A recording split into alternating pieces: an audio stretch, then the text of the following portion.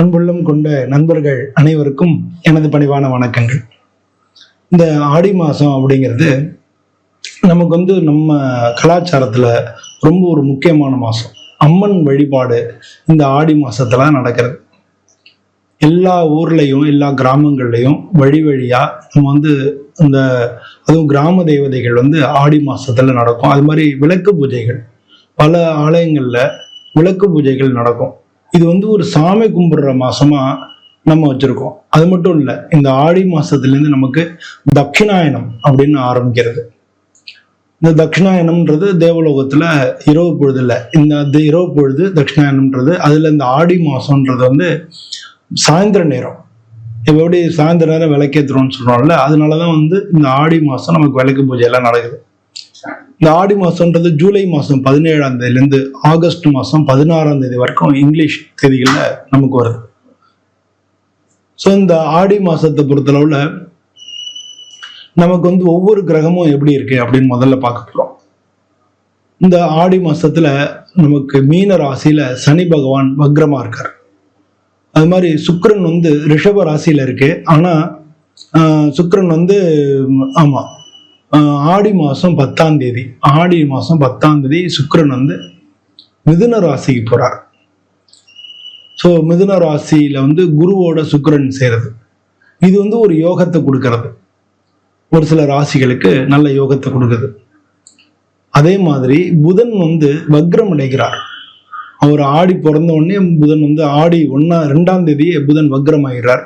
இந்த மாசம் 26ஆம் தேதி வரைக்கும் புதன் வக்ரமா இருக்கார். ஸோ இந்த மாசம் புதன் வக்ரமா இருக்கக்கூடிய ஒரு மாசமா இருக்கு. வக்ரம்னா அதனுடைய பலன் பின்னோக்கி போயிடுறது, அதனுடைய பலன் இல்லாம இருக்கு அப்படின்றதுதான் அதனுடைய அர்த்தம். ஸோ வக்ரமா இருக்கு. அது மாதிரி கன்னி ராசிக்கு செவ்வாய் இந்த ஆடி மாசம் 12ஆம் தேதி கன்னி ராசிக்கு செவ்வாய் போறார்.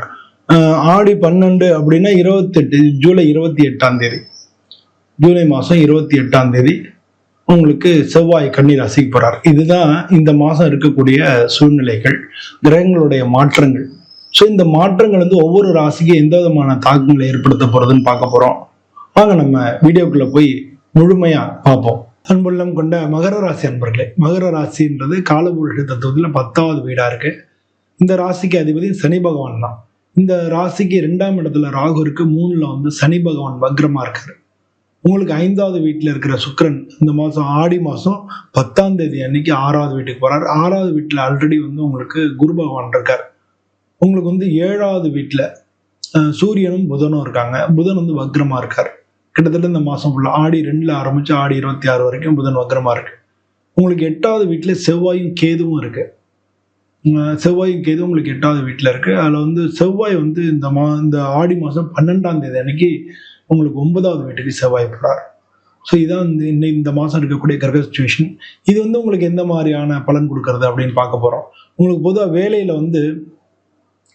வேலையில ப்ரெஷர் இருக்கும், ஒர்க்கில் ப்ரெஷர் இருக்கும். அது மாதிரி போட்டி பொறாமைகள் வேலை பார்க்குற இடங்கள்ல இருக்கும் மகர ராசி அன்பர்களுக்கு. ஆனால் 3ல சனி இருக்கிறதுனால உங்களோட முயற்சி உழைப்பு இதனால நீங்க அது எல்லாத்துலேருந்தும் வெளியில வந்துடுவீங்க. அது மாதிரி எதிர்பாராத வகையில உங்களுக்கு டிரான்ஸ்ஃபர் வர்றதுக்கெல்லாம் வாய்ப்பு இருக்கு. நீங்க இடமாற்றமோ இல்லை உத்தியோகத்துல சின்ன சின்ன சேஞ்சோ இல்லை தற்காலிகமா நீங்க மாறுறதுக்கோ வாய்ப்புகள் நிறைய இருக்கு. நீங்க அதனால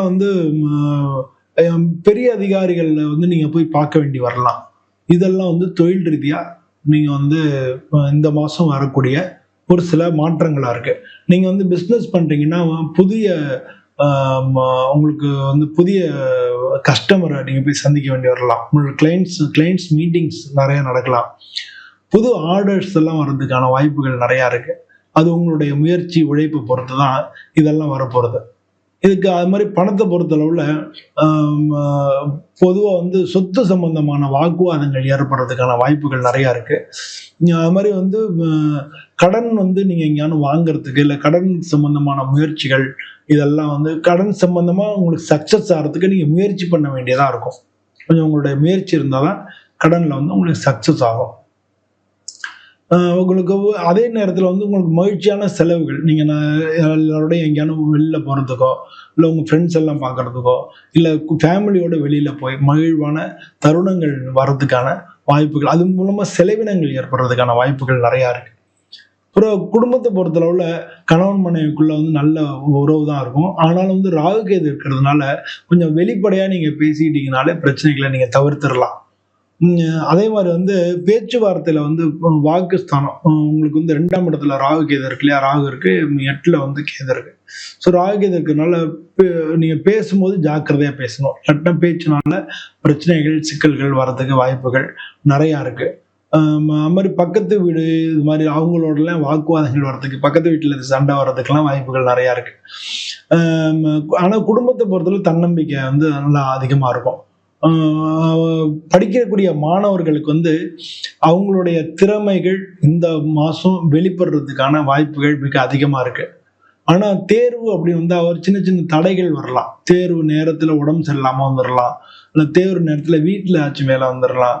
இது மாதிரி வந்து தேர்வு நேரத்தில் சின்ன சின்ன தடைகள் இருக்கும்.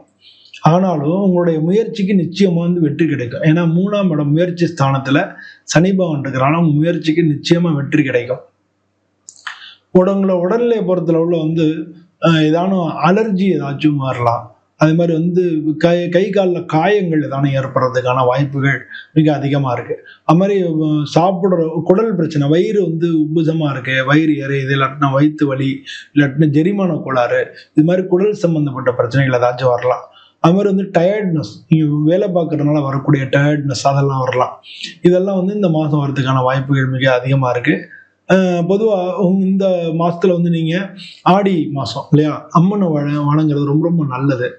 உங்க ராசி வந்து பூமி ராசி, அதனால வந்து பொதுவாக வந்து நீங்க மாரியம்மன், காளியம்மன், இல்லைன்னா கிராம தேவதைகள், இதுல வந்து இந்த ஆடி மாசத்துல நிறைய இடங்கள்ல விசேஷங்கள் நடக்கும். அதுல வந்து உங்களால பால் வாங்கி கொடுத்து இந்த ஆடி வெள்ளி ஒவ்வொரு வெள்ளியும் தவறாம போய் நீங்க வணங்குனீங்கனாலே பல விஷயங்கள் வந்து உங்களுக்கு நல்ல நன்மைகள் கிடைக்கும்.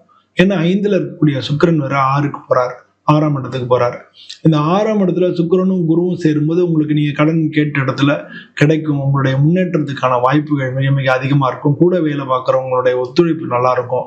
ஸோ இதுக்கெல்லாம் வந்து நீங்க இறைவனுடைய துணையும் நீங்க அழைச்சிக்கிறது நல்லது.